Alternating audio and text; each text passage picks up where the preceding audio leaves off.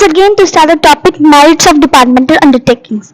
Now we are here going to study about the merits of the departmental undertaking. First of all, we will start with the first point, that is easy formation. After हमने पढ़ा था कि जो departmental undertaking है वो हमारी जो क्या है एक गवर्नमेंट की ही उसकी फॉर्म है डिपार्टमेंट की. गवर्नमेंट डिपार्टमेंट उसके ही एक हिस्से की तरह चलाया जाता है. तो इसको कोई इंस्टीट्यूशन भी चाहिए होती है, ठीक है. इसके लिए इसकी जो फॉर्मेशन है वो काफी इजी होती है. ओके. सेकेंड पॉइंट है इफेक्टिव कंट्रोल. जो मैनेजमेंट ऑफ अंडरटेकिंग्स का वो रूल्स जो फ्रेम किए जाते हैं रेलेवेंट मिनिस्ट्री के द्वारा, और जो वर्क है वो एजुकेटेड और ट्रेंड. अब इसमें क्या होता है, मैंने पॉइंट पढ़ा था कि गवर्नमेंट एम्प्लॉइज होते हैं. जो गवर्नमेंट एम्प्लॉइज होते हैं तो after all they have to give papers, तो उनके जो प्रॉपर एजुकेटेड और ट्रेंड होते हैं वो, and they have effective control can be achieved. ठीक है. उसके बाद गवर्नमेंट इनकम में इंक्रीज होता है. Income fetch by this activity वो डायरेक्टली जो गवर्नमेंट ऑफ इनकम होती है, this income adds to the existing government income. That second point है डिक्रीज इन टैक्स बर्डन. क्या है, जो गवर्नमेंट टैक्स है अपना एक्सपेंडिचर मीट करने के लिए वो टैक्स ही लगाते हैं कॉमन पे, और जब इसमें इनकम आ जाती है, इनकम इसमें से आ रही है, तो that results in the downfall of the tax burden. ठीक है. उसके बाद next we have easy financing. Financing easy हो जाती है as it is managed by the government. उसके बाद profit utilisation of funds. All the activities of this undertaking are done with the approval of government. ठीक है. and all the officials have complete control over them. officials के पास complete control होता है, so there cannot be misutilization of funds की कोई misutilization का point ही नहीं आता. next भी हम पढ़ेंगे topic limitations of departmental undertaking. departmental undertaking की limitations क्या है.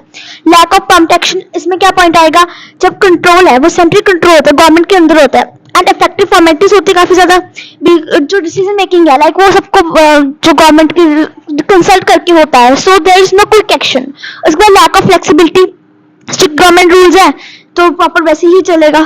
ठीक है. उसके बाद lack of incentive. Lack of incentive में क्या आएगा कि पावर्स हैं जो ऑफिशियल, वो ऐसे लगता है जो पावर्स है ना वो मैक्सिमम अपने यूटिलाइज करते होंगे for the maximum earning, but जब आप देखोगे ऑफिशियल्स हैं उनके पास काफी लिमिटेड पावर्स हैं. They don't make any special efforts नहीं करते वो अपनी इनकम को मैक्सिमाइज करने के लिए, क्योंकि पता है कि जैसे भी काम करे गवर्नमेंट एम्प्लॉइज की इनकम फिक्स होती है, चाहे वो ज्यादा करे चाहे कम करे. उसके बाद कॉम्पिटिटिव फीलिंग्स है वो लैक करती है, प्रॉफिट मोटिव नहीं होता, so they are careless about interest. Then अगर ये डिपार्टमेंटल अंडरटेकिंग लॉस में जा रही होती है तो एक चीज और होती है, तो इसको जो लॉसेज है उसको भरने के लिए जनरल पब्लिक पे ही टैक्स बढ़ाया जाता है. मोर पॉलिटिकल इंटरवेंशन. आपको भी पता है अब पॉलिटिक्स इंटरवेंशन होगी डिपार्टमेंट अंडरटेकिंग स्पेशल मिनिस्ट्री के अंदर आता है, सब कुछ ऐसी है. Red tapism. अब क्या होता है जब पेपर वर्क बढ़ जाता है, हमारे पास कितने के कोर्ट केसेस होने हैं कि हमने वो रेड टेपिज्म करी पड़ी है, मतलब वो कोर्ट पेंडिंग है. क्यों पेंडिंग है, क्योंकि एक्सेसिव पेपर वर्क होता है, वो सोचते बाद में करेंगे. ठीक है. उसके बाद नेक्स्ट है टॉपिक है हमारी utility. In department undertaking utility कहाँ होती है, जहाँ पे हमने क्या पढ़ा, गवर्नमेंट कंप्लीट कंट्रोल है, तो जहाँ पे कंप्लीट कंट्रोल ऑफ गवर्नमेंट जरूरी है पब्लिक वेलफेयर के लिए, वहाँ पे जहाँ पे सिक्योरिटी इंपॉर्टेंट रोल प्ले करती है, जहाँ पे सर्विस है जो पब्लिक यूटिलिटी को मेल डेवलप करते हैं, और पब्लिक प्राइवेट सेक्टर्स में कोई भी हिस्सा नहीं होता है. ठीक है. उसके बाद हैवी इन्वेस्टमेंट चाहिए without the guarantee of profit. ठीक है. ये हमारा टॉपिक यहाँ पे यूटिलिटी, यहाँ पे डिपार्टमेंट अंडरटेकिंग का टॉपिक खत्म हो जाता है.